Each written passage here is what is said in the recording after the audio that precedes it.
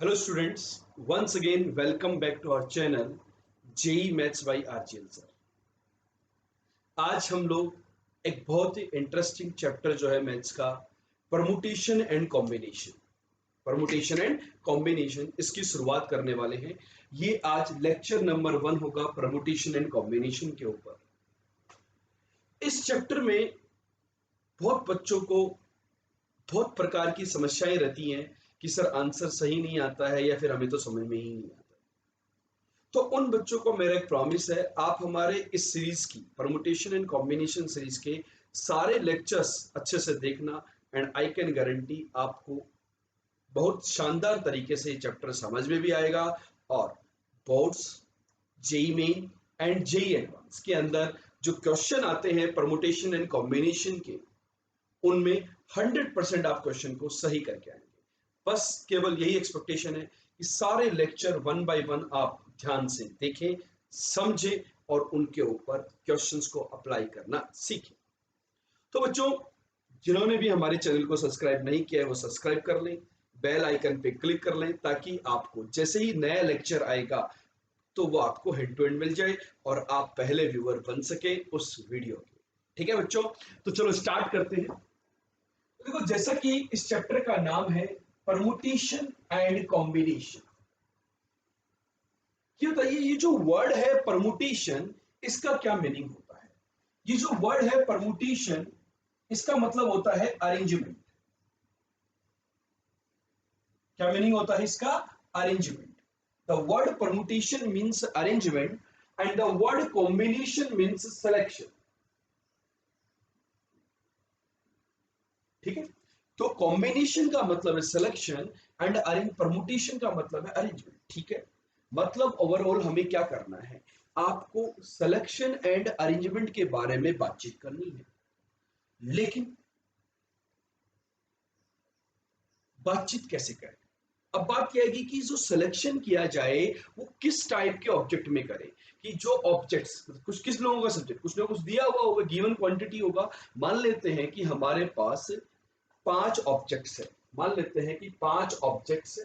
अब वो 5 जो ऑब्जेक्ट है, 5 object, those object can be distinct, those object can be identical or that can be a mixture of distinct and identical।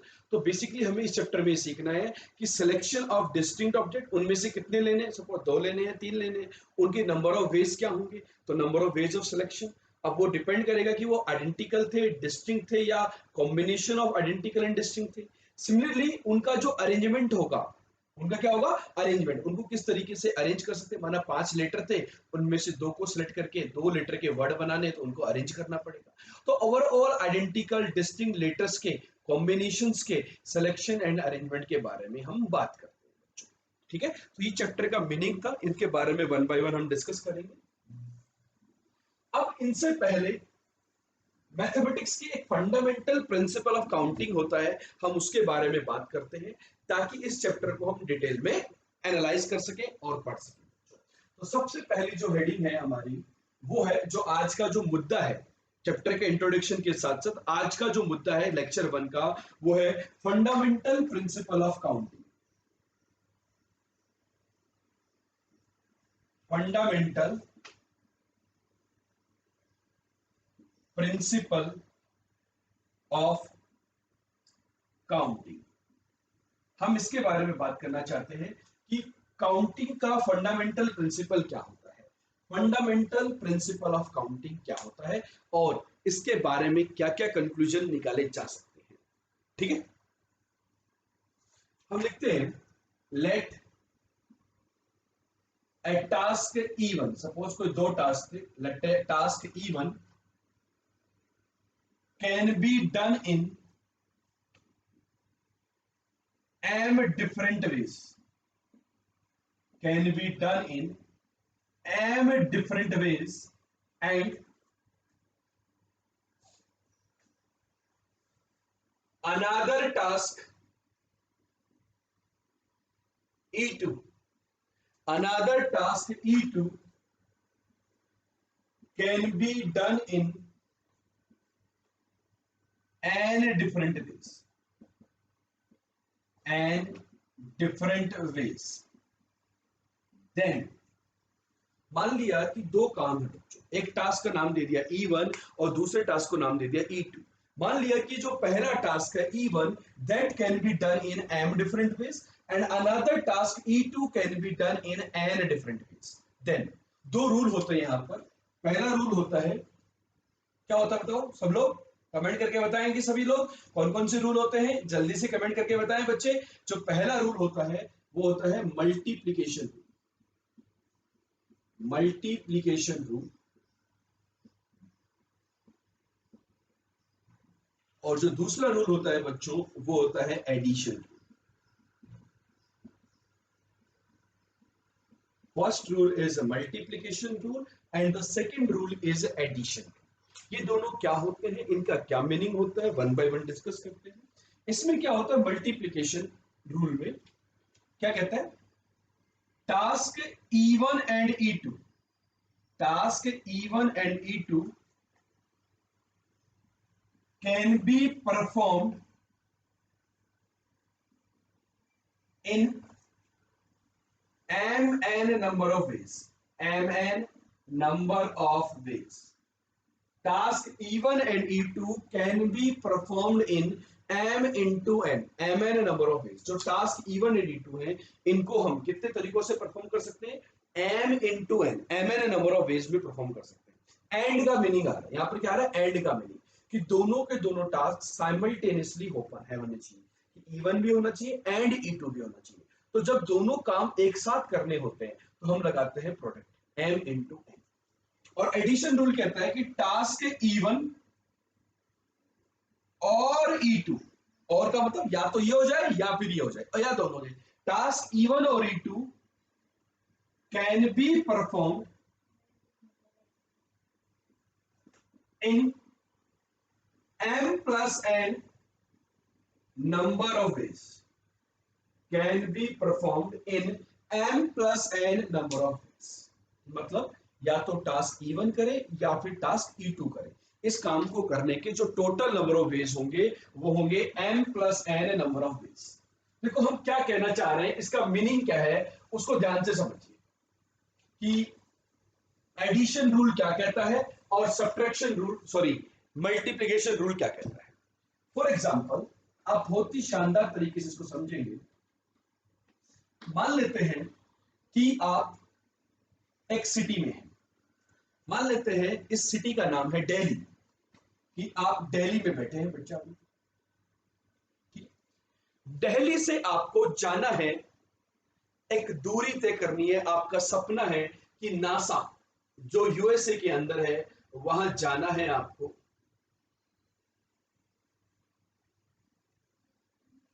Research scientist बन दिल्ली से NASA जाना है। अब कुछ ऐसी सिचुएशन है कि दिल्ली से डायरेक्ट फ्लाइट अवेलेबल नहीं है नासा जाने के लिए, मान लेते हैं। तो आपको, या फिर हम कहें कि हमें कोई एक सर्टिफिकेट लेना है जिसके लिए ममता बनर्जी मतलब कोलकाता जाना जरूरी है, उनसे पहले सर्टिफिकेट लेंगे, उसी के बाद आप नासा जा पाएंगे।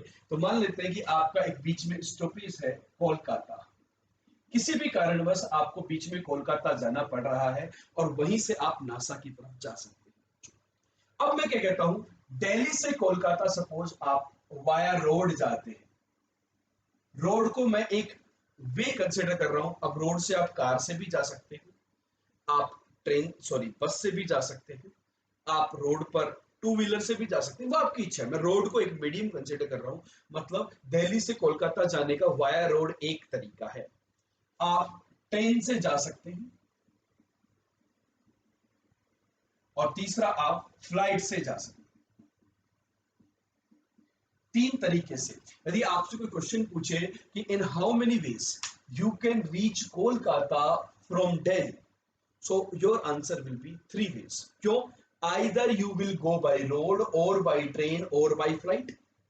तो यहाँ पे 1+1+1 क्या हो रहा है, एडिशन हो रहा है। लेकिन यदि सपोज कोलकाता से नासा जाने का एक तरीका है कि आपने फ्लाइट ले ली इंटरनेशनल एयरपोर्ट कोलकाता से, या आप समुद्र के थ्रू भी जा सकते हैं, through the sea you can catch any ship if any going to, समुद्र तट है वहां पर, तो वहां से आप नासा के लिए जा सकते हैं, पॉसिबिलिटी तो है।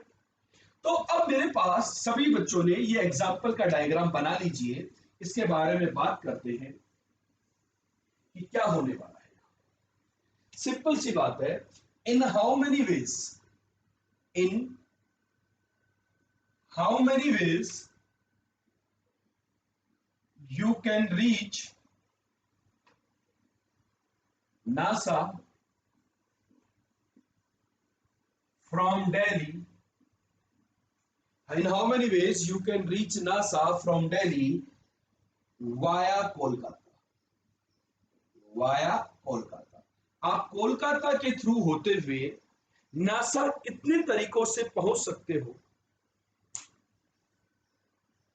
और दिल्ली से जाना, तो आप बताइए क्या होगा आंसर। ये जो तीन तरीके थे, 3 वेज इन 2, ये कितने 2 वेज, तो टोटल 6 आंसर आएगा, या 3 + 2 = 5 आंसर आएगा। सभी बच्चे अभी के अभी कमेंट करके बताएं कि जो पहला एग्जाम्पल हमने लिया है एग्जाम्पल नंबर का, ठीक है। हम एग्जाम्पल्स की भी बच्चों यहाँ नंबरिंग रखेंगे हमारे लेक्चर सीरीज के अंदर, ताकि कभी भी आपको कोई डाउट आए तो आप एग्जाम्पल नंबर कमेंट करके हमें बता सकते हैं, इसमें डाल बताइए यहाँ पर 3 × 2 6 वेज होगा, या 3 + 2 5 वेज होगा। यहाँ पर रूल ऑफ मल्टीप्लीकेशन अप्लाई होगा या रूल ऑफ एडिशन अप्लाई होगा। आप सिंपल सी बात बताइए कि क्या होगा, यहाँ 3 × 2 होगा या 3 + 2 होगा, जल्दी से कमेंट करके बताइए। देखो बच्चों, सिंपल सी बात, छोटी सी बात है यहाँ पर कि 2 टास्क है। आपको यदि नासा यूएसए पहुंचना है, कहां से, दिल्ली से, तो आपको 2 टास्क कंप्लीट करने होंगे। पहला टास्क है कि आप दिल्ली से कोलकाता पहुंचे। इस टास्क को करने के कितने तरीके, 3 तरीके। दूसरा टास्क आपको करना है कोलकाता से नासा, उसको करने के कितने तरीके, 2 तरीके, तो 3 और 2। अब आप बताइए, जब आप ये पढ़ रहे हैं कि you have to perform both task, यदि आपने केवल एक ही टास्क किया तो क्या आप या तो ये करेंगे या फिर ये करेंगे, तो आप यहां से यहां पहुंच जाएंगे या फिर यहां से यहां पहुंच जाएंगे, टोटल पूरी जर्नी कंप्लीट नहीं कर पाएंगे। दोनों के बीच में किसका मीनिंग आएगा, एंड का मीनिंग आएगा। You have to complete this task and this task, then only you can reach to NASA via Kolkata from Delhi. Means जब भी एंड का मीनिंग आएगा तो there will be the multiplication, not addition. ठीक है, आप ऐसे भी समझ सकते थे कि आपके जो 6 तरीके आ रहे हैं, 6 वेज जो आ रहे हैं, वो कैसे आए। आपने रोड लिया और बाद में फ्लाइट लिया, रोड और सी, ट्रेन फ्लाइट, ट्रेन सी, फ्लाइट फ्लाइट, फ्लाइट सी, तो टोटल 6 तरीके हो गए नहीं हो गए? कि आपने पहले किस तरीके से गए, बाद में किस तरीके से गए। बात समझ में आई या नहीं आई, क्लियर हुआ सभी बच्चों को? तो ये था बच्चों हमारा first example on addition and multiplication. जैसे हम एक छोटा सा एग्जांपल करते हैं, एक और एग्जांपल के थ्रू समझते हैं कि सपोज ज्यादातर बच्चे जो जेई की प्रिपरेशन करते हैं वो कोटा में रहते हैं। कहाँ रहते हैं, कोटा में। कोटा क्यों पॉपुलर, सबको पता ही है, आईआईटीएन और डॉक्टर्स बनाने का गढ़ है, किला है वो कोटा, ठीक है। और ये जो लेक्चर्स आप देख रहे हैं ये भी कोटा की फैकल्टी के ही देख रहे हैं, ठीक है। तो कोटा से आप जयपुर जाना चाहते हैं और जयपुर से आप दिल्ली जाना चाहते हैं। जो 3 सिटी आप देख रहे हैं बोर्ड पर, ये सिटीज का नाम मैं ज्यादा इस कारण लेता हूं, जयपुर मेरा होम टाउन है, दिल्ली और कोटा से हमें मोहब्बत है, ठीक है। अब मैं कहता हूं कि एक सिंपल सा क्वेश्चन है, कोटा से जयपुर जाने के लिए सपोज 10 बसेस हैं और 8 ट्रेन से। कितने ट्रेन से, 8 ट्रेन है। आप इन 10 बस में से कोई भी बस पिक कर सकते हैं जाने के लिए, इन 8 ट्रेन में से कोई भी ट्रेन पिक कर सकते हैं जाने के लिए। जयपुर से दिल्ली जाने के लिए सपोज 17 बसेस हैं और 15 ट्रेन से, ठीक है। In how many ways, in how many ways you can reach Delhi from Kota via Jaipur. कुल मिला के बात क्या है, मैं कोटा में लेक्चर ले रहा हूं, जयपुर मेरा घर है और दिल्ली मुझे किसी काम से जाना है। तो मेरे पास बस और ट्रेन इनका कॉम्बिनेशन है। तो मैं कितने तरीकों से ऐसा काम कर सकता हूं कि मेरी घर के ऊपर भी अटेंडेंस लग जाए, कि जयपुर होते हुए मैं जाऊं, जयपुर को मैं स्किप नहीं करूं। तो सब लोग आंसर देंगे। क्या आंसर होगा? बहुत ही आसान क्वेश्चन है, जल्दी से आंसर देकर के बताएं एग्जाम्पल नंबर 2 का आंसर क्या होगा, जल्दी से कमेंट करें। अच्छा, एक बच्चा बोलता है बीच में कि सर नहीं, आप तो ना तो ट्रेन से जाओगे ना बस से जाओगे, आप तो अपनी कार से जाओगे, आपको तो कार चलाने का शौक है सर। अरे भैया, हमें पीएनसी जो चैप्टर है ना, इसके अंदर दिमाग नहीं लगाना होता है, जो दिया हुआ होता है उसी को अप्लाई करना होता है। अपनी इच्छा से यदि आप कुछ लगाने की कोशिश करेंगे तो मात खा जाएंगे बेटा इस चैप्टर के। तो हमें क्या करना है, देखो आंसर क्या, कोटा से जयपुर जाने के टोटल वेज कितने हैं? 18 वेज है ना? और जयपुर से दिल्ली जाने के टोटल वेज कितने हैं? 32। इन दोनों का सम होगा। You can take any of the bus available और you can take any of the train. तो वहां पर और का मीनिंग आ रहा है, तो वहां पे एडिशन हो, इंटरनली यहां एडिशन वहां एडिशन, तो वो 32। 18 इंटू 32 इसकी वैल्यू क्या होगी? कितने बच्चे इसका जल्दी से आंसर दे सकते हैं? आप देखो, यदि किसी को डाउट आता है ऑरली कैलकुलेशन कैसे करते हैं, डायरेक्ट कैलकुलेशन यदि नहीं कर पाते हैं, तो 32 के नेबरहुड इंटीग्रल मल्टीपल, या तो 18 को 30 से मल्टीप्लाई कर दो, 18 3 जा 54 होता है, 540 आ गया, और 18 2 जा 36, 540 एंड 36 का सम कितना होता है? 576। तो आपका आंसर आ गया 576। आप मल्टीप्लाई करके देख सकते हो, बस समझ आई? तो इस तरीके से टोटल 576 नंबर ऑफ वेज हैं जिनसे आप कोटा से दिल्ली पहुंच सकते हैं वाया जयपुर। ठीक है बच्चों, I hope example number 2 clear हो गया होगा। तो एक क्वेश्चन के बारे में और बात की जाए, अब सब बच्चे इस क्वेश्चन का जल्दी से आंसर देंगे, स्पीड से आंसर देंगे। आई होप सभी बच्चों को कंसेप्ट समझ में आ गया होगा, rule of addition and rule of multiplication. समझ में आया या नहीं आया? यदि समझ में आता है आपको कंटेंट, तो आप जल्दी से कमेंट करके जरूर से बताएंगे। एक प्लेस है ए, इस प्लेस से प्लेस बी पे जाने के 2 नंबर ऑफ वेज है। ये जो मैं नंबर लिख रहा हूं सर्कल के अंदर, ये नंबर ऑफ वेज है बेटा। ए से डी पहुंचने के सपोज आपके पास 2 नंबर ऑफ वेज है, ए से डी पहुंचने। आप बी से भी डी के पास जा सकते हो, इसको करने के 3 तरीके हैं। बी से आप एक अलग डेस्टिनेशन है सी, वहां भी जा सकते हो, उसको करने के 3 तरीके हैं। और सी से डी जाने के टोटल नंबर ऑफ वेज है। ये एरो ये डिनोट करती है आप कहां से कहां मूव कर सकते हो, और उसके ऊपर जो नंबर लिखा हुआ है वो उसके नंबर ऑफ वेज को डिनोट करता है। ठीक है, तो क्वेश्चन ये है, in how many ways, in how many veg you can go from A to D। A से D में हम कितने तरीकों से पहुंच सकते हैं?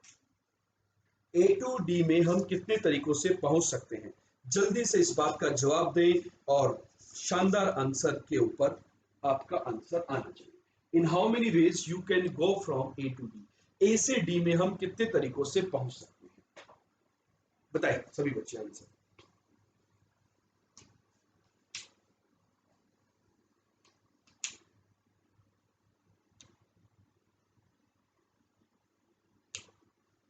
तो देखो, बहुत से बच्चों का आंसर आ भी गया है।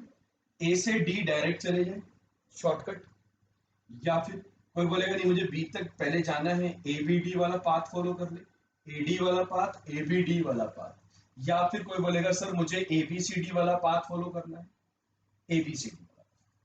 ठीक, तो क्या होगा?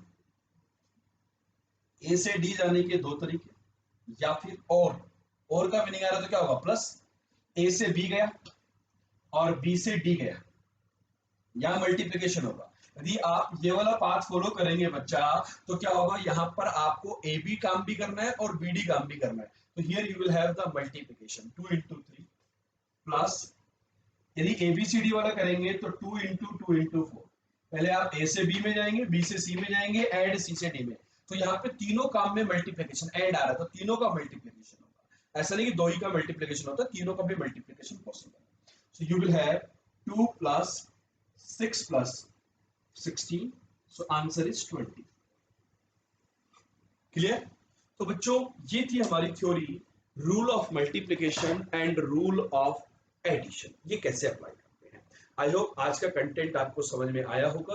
आप हमें कमेंट करके बता सकते हैं। वन बाय वन हम सारी सीरीज अपलोड करने वाले हैं। लेक्चर्स हम थोड़े से छोटे रखेंगे, 20 से 30 मिनट के, ताकि इसमें इंटरेस्ट हमारा बना रहे। Bye bye, good day to all of you.